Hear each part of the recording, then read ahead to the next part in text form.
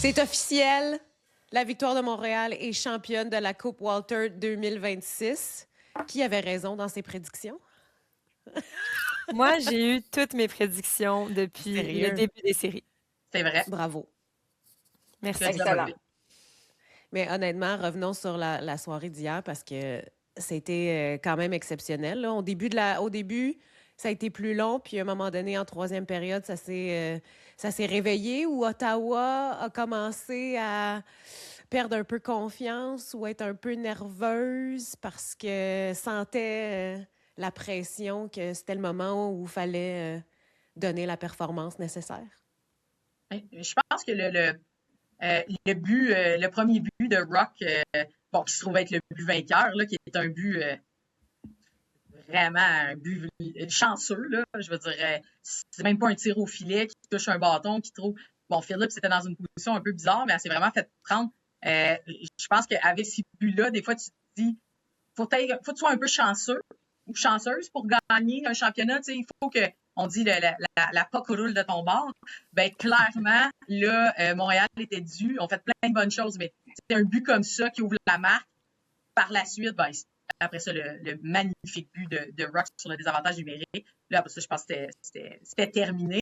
Mais assurément que se faire marquer ce genre de but-là dans un match sans lendemain, déjà, le match était bien entamé. C'est sûr que ça casse les reins un peu. Christine, as-tu l'impression que ça, c'est le but qui a donné le ton au match? Un peu un but comme ça entre les jambes, chanceux. Gwyneth Phillips avait l'air d'être complètement déstabilisée, là. Ouais.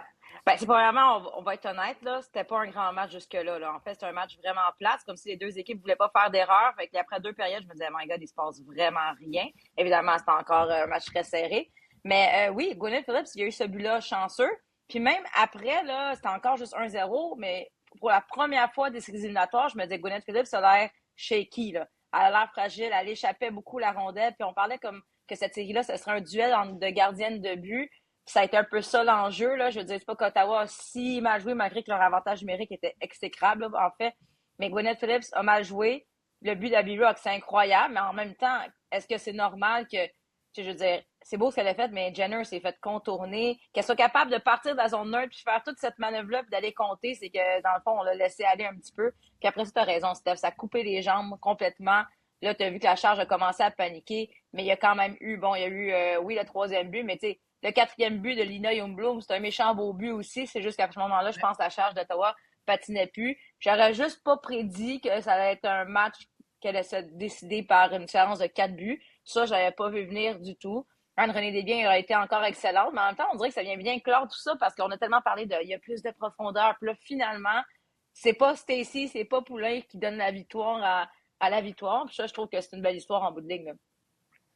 Mais c'est surtout Abby Rock. Depuis les derniers matchs, on sentait que c'était plus difficile. Puis, ben, elle a élevé son jeu quand ça comptait. C'est quand même quelque chose. Oui, puis ça donne raison, du moins l'espérance qu'on avait quand Montréal est allé la chercher. On savait qu'elle a des habiletés. Donc, quand elle joue au hockey, c'est vraiment une joueuse là, qui a un grand talent. Puis on l'a vu que j'ai aimé son effort sur son deuxième but.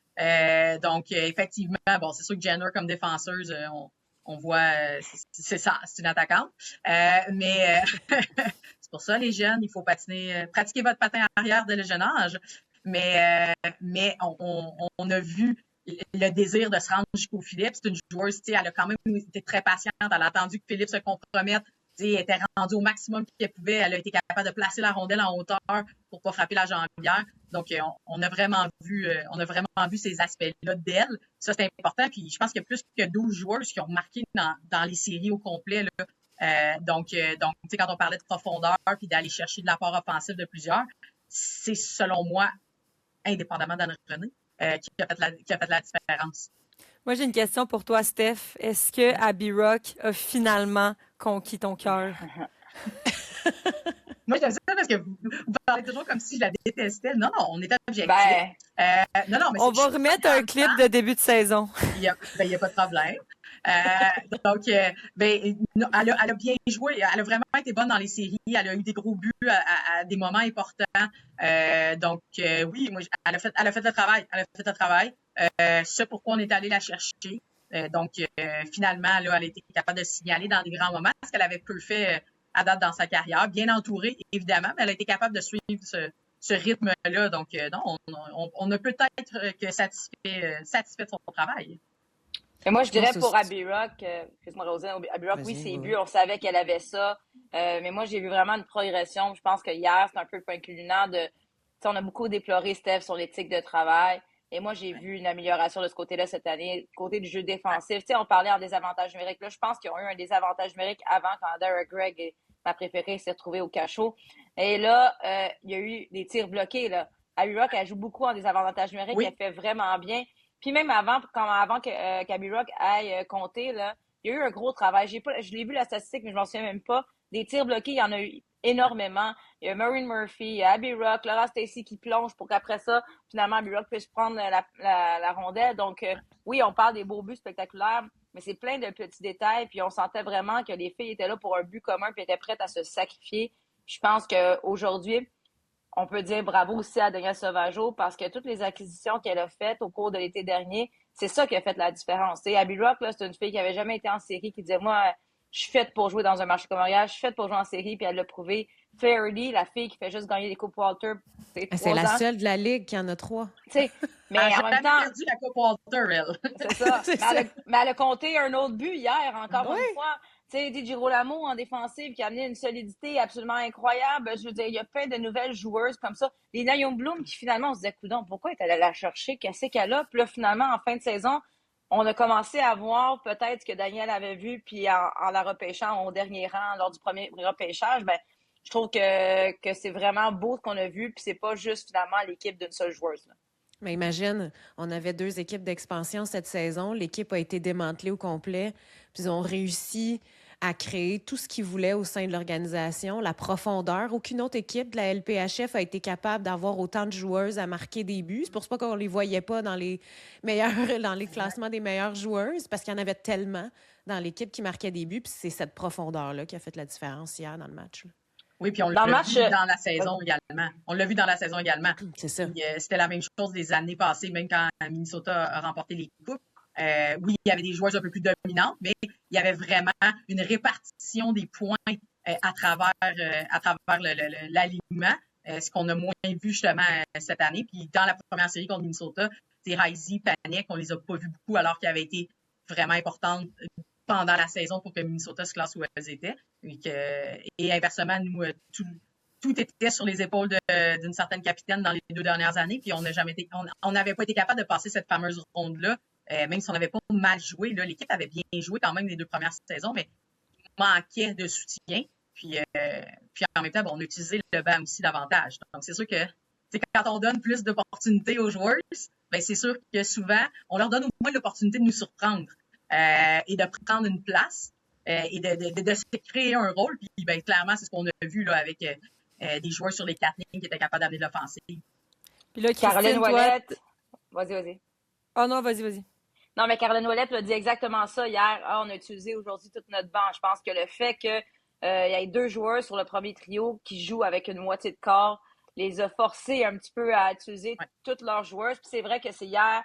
Hier, c'est les joueuses de profondeur qui ont fait la différence. Mais je pense sincèrement que globalement, sur toutes les séries éliminatoires, ce qui a fait la différence pour Montréal, c'est que les gros canons, les superstars, ont fait le travail. Quand tu regardes, c'est qui les 3 meilleures pointeuses en séries éliminatoires? Marie-Philippe Poulin, Abby Rock, Laura Stacey. Quand tu regardes Ottawa, l'autre côté, Emily Clark, 0 points en séries éliminatoires. Brianne Jenner, une seule passe, aucun but. Il y a juste Rebecca Leslie qui a fait la job, mais tu peux pas espérer aller gagner une Coupe Walter quand c'est dommage. Jenner a connu une saison exceptionnelle parmi les meilleures pointeuses de la LPHF. Puis elles jouaient pas nécessairement mal, mais elles ont pas été capables de contribuer offensivement. Puis en bout de ligne, ben, même si Laura Stacey puis Marie-Philippe ont juste une jambe qui fonctionne, ben, elles ont été capables de trouver une force mentale ou je sais pas trop pour réussir à faire le travail. Mais c'est impressionnant je pense que ce que moi je résumerais aussi cette équipe-là, ce parcours-là, c'est résilience là, parce que de l'adversité ils en ont eu énormément. On parle des blessures, on parle d'un simili-virus, on parle d'une panne d'électricité à l'hôtel, mais chaque fois, ça venait comme un running gag, genre tout nous tombe dessus. C'est Et tout ce qu'elle disait finalement, en entrevue hier. ouais. C'est ces 3 choses-là à peu près. Puis surtout, semblait avoir de la difficulté à la soulever, la Walter Cup, parce que c'est ton magané. Ouais, ben écoute, on va le savoir dans les prochains jours quand il va faire le bilan de saison, donc on va pas tout officialiser présentement, mais je peux vous dire qu'il était temps que ça finisse là, parce que il y a j'ai eu beaucoup de taping et de bandages et d'attelles à l'hôtel où je suis. Je veux dire, les joueurs ont joué avec l'énergie du désespoir, puis la thérapeute en chef Alexandra Normandin, je répète, je pense que c'est une magicienne qui a fait preuve de créativité. Ce qu'on m'a dit hier, c'était un peu un miracle que tous les joueurs soient sur la patinoire pour ce match-là. Puis Christine, toi, tu as eu l'occasion de vivre ça avec l'équipe. Parle-nous un peu de l'ambiance là-bas. Ben moi, ça me faisait penser comme aux Jeux olympiques de Pékin, médaille d'or, mais avec les familles, tu sais, avec les familles partisans parce que c'était la COVID. Non, c'était vraiment un moment d'euphorie. C'était vraiment beau. Il y a plein de beaux moments. Tu sais, vous voyez que Caroline Ouellette avec Marie-Philippe Poulin qui s'enlace puis qui pleure puis il disait c'est drôle parce que quand ils ont gagné la Coupe Clarkson, c'est sur cette même patinoire-là. Puis Marie-Philippe a donné le trophée à Caro. Puis là, aujourd'hui, c'est comme ça vient boucler la boucle. Laura Stacy, Marie-Philippe Poulin ensemble, les parents. Puis ce que je retenais hier des discours, c'est que c'est pas juste cette saison, c'est comme si ce trophée-là, c'est un point culminant de toute une carrière en entier, puis d'un rêve qu'on pensait impossible pendant longtemps. Puis c'est vraiment un beau moment. Puis je pense que Marie-Philippe Poulin, c'est vraiment ce qui manquait dans son tableau de chasse. Puis enfin, elle peut mettre ce petit crochet-là sur sa bucket list. Puis elle en a tellement arraché après les Jeux de Milan. Elle était tellement déçue, à terre de la médaille d'argent que de la voir au moins réussir à lever cette Coupe Walter, ça met un baume sur son expérience olympique qui n'a pas été à la hauteur de ses attentes. Puis on voyait l'émotion. Juste quand elle a serré Caroline Ouellette dans ses bras, les larmes qui coulaient, c'était comme ça. Ça voulait tellement dire quelque chose de plus grand dans sa saison, je pense. Je sais, Christine, tu étais là, tu l'as vu, mais je vois Maureen Murphy aussi qui était vraiment en larmes. Il y a quelque chose que cette équipe-là, on parle de la chimie, les filles se tiennent et il y avait quelque chose vraiment d'assez unique dans cette équipe-là tout au long de la saison. Oui, puis Steph, je vais te laisser renchérir, mais juste dire, Erin Ambrose aussi m'a beaucoup touchée. Elle m'a dit hier, ça a été la saison la plus difficile de ma vie. Elle a eu une grave blessure là, aux Jeux olympiques. Puis ça a été difficile de revenir, puis elle était très émotive, puis on la connaît, cette sensibilité-là qu'elle a d'Erin Ambrose, mais je pense que personne peut saisir, à moins que ce soit vraiment dans le secret des dieux, à quel point elles en ont arraché cette saison, puis ça rend le trophée encore plus spécial. Oui, puis c'est souvent cet élément-là aussi qui va créer des liens. C'est sûr que quand on passe à travers des épreuves, puis je pense que si on le regarde du côté d'Ottawa, c'est probablement ça aussi qui les a fait passer à travers Boston. Il n'y avait aucune raison qu'Ottawa batte Boston. Je maintiens que si Frankel avait juste été à la hauteur de son statut et de sa saison, Boston aurait dû battre une meilleure équipe, plus de profondeur, plus de capacité offensive. Aurait dû être là, ce qui n'a pas été le cas. Donc, c'est sûr qu'à un moment donné aussi, quand tu poursuis là, sur les vapeurs d'essence, à la fin, c'est sûr qu'à un moment donné, tu finis en général par manquer d'énergie. Puis on a commencé un petit peu à le voir. Puis en même temps, la meilleure équipe toute la saison, ça a été la victoire. Donc, c'est le fun aussi de voir la meilleure équipe qui remporte le trophée. Ça arrive aussi souvent qu'on peut le penser dans le sport, que c'est vraiment ceux qui ont fini dans le top. On connaît là, toutes les superstitions. On ne touche pas de trophée quand on est champion de trophée du président dans la Ligue nationale parce que je pense qu'il y avait comme 18 ans ou je ne sais plus trop quoi que l'équipe qui a fini premier au classement général n'a pas gagné la coupe, quelque chose comme ça. Donc, mais là, elles ont vraiment été capables elles ont été la meilleure équipe. Les matchs ont été serrés. Si on oublie la troisième période d'hier, si on revient à toutes les autres périodes d'avant, ça a été une série serrée.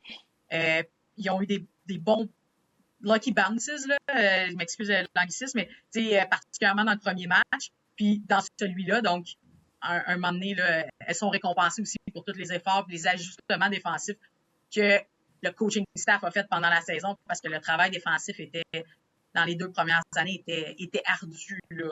C'était beaucoup mieux cette année.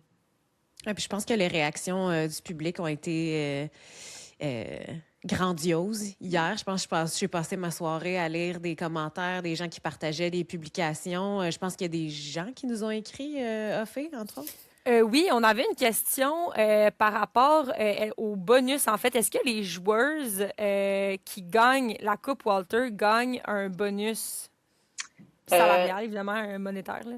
je te répondrais que oui, mais je te répondrais que j'ai pas eu le temps de regarder dans la convention collective. Fait que je veux rien dire d'autre que ça. Mais j'ai demandé vite, vite. Je me souviens que j'avais déjà lu quelque chose. J'ai demandé vite, vite hier à quelqu'un de la Ligue. Il m'a dit oui, c'est écrit dans la convention.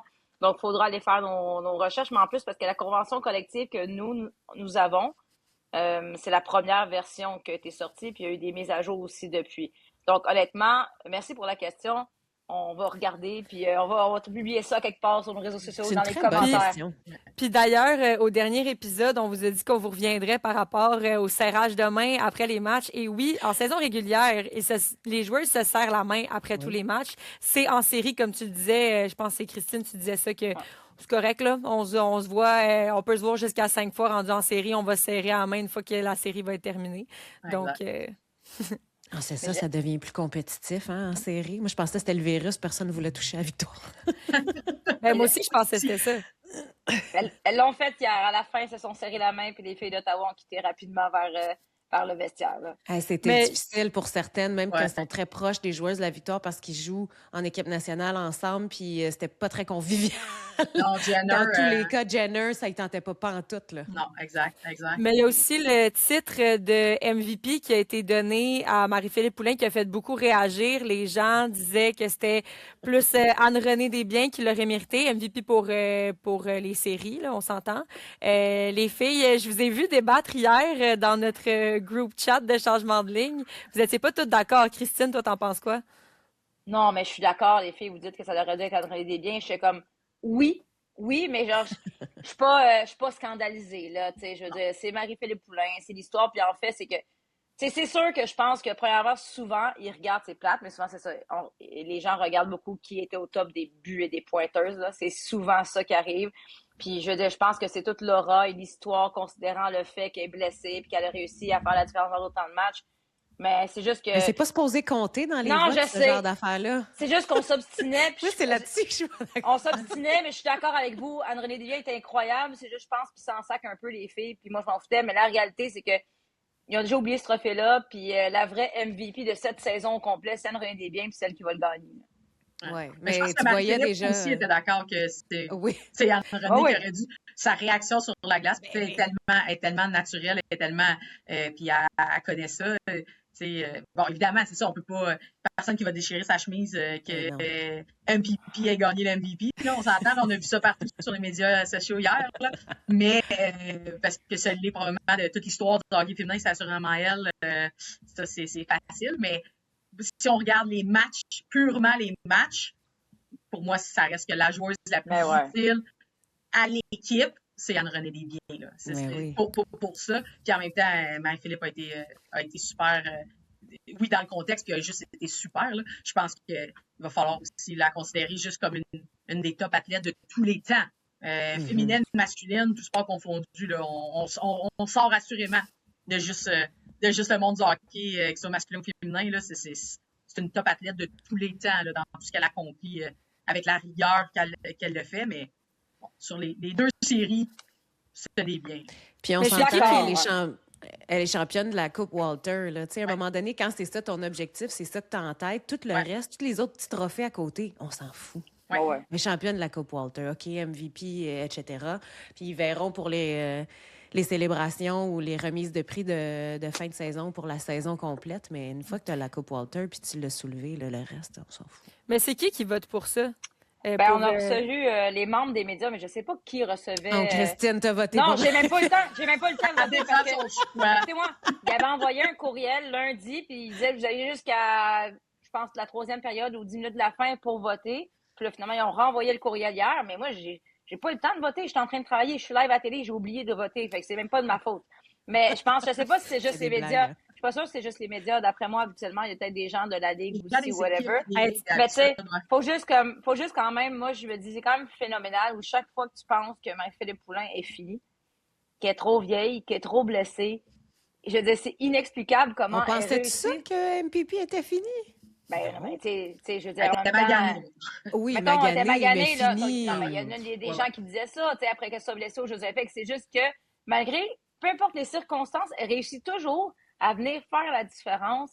Tu sais, c'est quand même incroyable. Il y a quelque chose d'inexplicable qu'elle-même ne s'explique pas, mais quelque chose d'absolument phénoménal puis d'un peu magique qui entoure cette fille-là. Puis encore une fois, elle l'a prouvé. C'est fou. Cette fille est talentueuse, elle est née avec ça, puis ça s'explique pas, tu sais. Déjà qu'elle a une très, très bonne éthique de travail, ça aide. Puis même si elle n'en avait pas une, elle serait capable pareil. Tu sais, c'est ça le talent pur d'une Ah, Ah, mais joueuse ouais, comme Marie-Philippe. mais je ne sais pas, justement, je comprends ce que tu veux dire, Rosine, mais Ouais. justement, c'est que je pense qu'elle est là depuis aussi longtemps parce que, Parce que, oui, elle a assurément un talent, là. ouais. Je veux dire, on ne se rend pas là juste par le travail, mais on a vu, vous avez tous vu des athlètes très, très bons, très, très talentueux qui avaient une éthique ou qui avaient un désir de gagner, peut-être pas assurément aussi grand que le sien. Donc, ça fait qu'à un moment donné, tu stagnes dans ta carrière. Fait que, Mhm. ouais. C'est juste Moi, que je c'est suis... pas c'est pas tous ces grands buts, pas tous ces buts importants dans sa carrière qui sont des jeux incroyables. Tu sais, des filets, des fois, c'est comme que je veux dire que il y a quand même quelque chose d'inexplicable, c'est que la rondelle où c'est bien placé, elle a l'éthique de travail, elle a le talent, mais des fois, on dirait que la rondelle va la trouver. Ouais. Elle va avoir la rondelle sur son bâton au bon moment, puis le rebond chanceux, comme tu dis, il va être à Marie-Philippe plus que n'importe qui d'autre dans l'équipe. C'est comme, il y a cette chance-là qui la suit avec le travail, avec le talent. Tu sais, je veux dire, son one-timer, match numéro 5, là, sur match numéro 5, je m'en souviens même plus. Je veux dire, la rondelle, il faut qu'elle arrive, puis il faut qu'elle la place. Tu sais, j'en reviens pas parce que je me dis, moi, je pensais qu'elle jouerait sur le 4e trio dans ces séries éliminatoires-là, après avoir côtoyé l'équipe et cette joueuse-là au cours des derniers mois, puis avoir vu l'état pitoyable de son genou, mettons, là. Puis On a non, vu une finalement. nouvelle facette de Marie-Philippe Poulin parce qu'on la voyait jamais amochée comme ça dans le passé. Ouais. Il n'y avait jamais eu autant de matchs dans une saison avec des Jeux olympiques. Fait que c'est nouveau aussi pour ces joueuses-là d'être Ouais. aussi détruites physiquement parce que il y en avait des matchs de hockey à jouer cette saison. Là. C'est quand même quelque chose. Puis il y a un championnat du monde au mois de novembre. Là. Ils vont avoir le temps. Ils vont avoir le temps. Okay. On va les laisser se reposer. Oui, ça sera pour un autre. un autre balado. Ouais. Donc, je pensais que C'est quand le défilé? OK, le défilé, là, ce qu'on sait pour le moment, puis là, ce qui est plate, c'est que le balado va être publié, puis entre-temps, ça va être annoncé. Fait, donc, ben, on nous a dit début de semaine prochaine. Là, évidemment, j'ai parlé avec des gens de la Ligue et de l'équipe hier. C'est vraiment l'équipe qui organise et non la Ligue.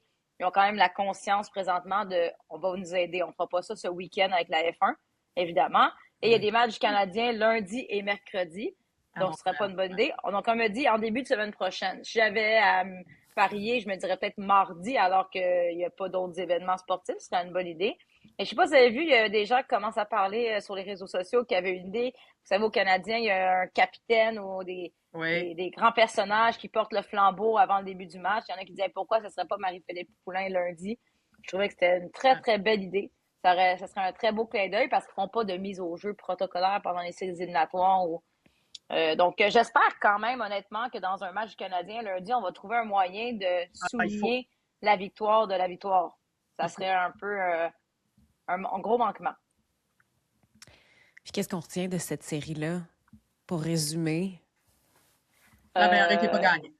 Hein? La meilleure équipe a gagné. Ouais. Vraiment. Et on va retenir, puis là, je vais être contente, mais je pense qu'on va retenir par rapport au pointage serré, Anne-Renée Desbiens est de loin la meilleure gardienne au monde présentement. Mm-hmm. Puis pour toi, Fée? En fait, j'allais vous demander, parce que je suis curieuse, qu'est-ce que vous pensez que la victoire va apporter de ce qu'elles ont appris pendant les séries, puis de cette victoire de la Coupe Walter-là? Qu'est-ce qu'elles vont apporter l'an prochain? Je sais que c'est une question difficile avec le repêchage d'expansion, mais on dirait que moi, tout ce qui me trotte dans la tête depuis tantôt, ce que vous dites, je suis comme... Colin, c'est parce que ça va peut-être disparaître l'année prochaine. Là, l'équipe va être démantelée encore. Ouais. Mais en même temps, elles ont passé à travers les épreuves. Comment passer à travers les épreuves? Comment gérer les calendriers? Comment gérer les blessures? Comment, tu sais, tout ça, les protocoles de retour au jeu. Je pense que c'est davantage ça. Puis aussi, on a vu les changements en arrière du banc, le travail du trio de femmes en arrière du banc. Pendant toute la saison, l'entraîneur qui s'est ajouté là, qui était dans les estrades, qui était Eyes in the Sky, là, le 4e entraîneur s'est ajouté derrière le banc durant les séries. Mais tout ce travail-là, je pense que c'est ça qui est l'essence, qui est quelque chose qui est vraiment la fondation d'une équipe qui peut poursuivre, même si on sait qu'elles vont perdre encore quelques joueuses. Non, mais ils en ont beaucoup parlé depuis le début. Ils parlent de leur culture, là, de la culture.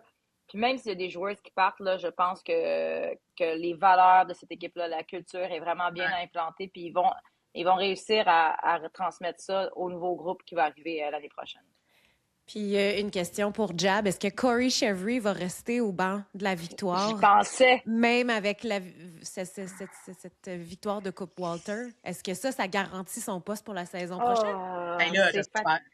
C'est fatigant, tout ça ça. veut rien dire, peut-être, je sais pas. Je verrais pas si on l'a gardé l'an passé, puis que c'était très clair qu'elle allait rester, à moins qu'elle désire essayer ailleurs. Je vois pas pourquoi qu'elle s'en irait. Ça peut...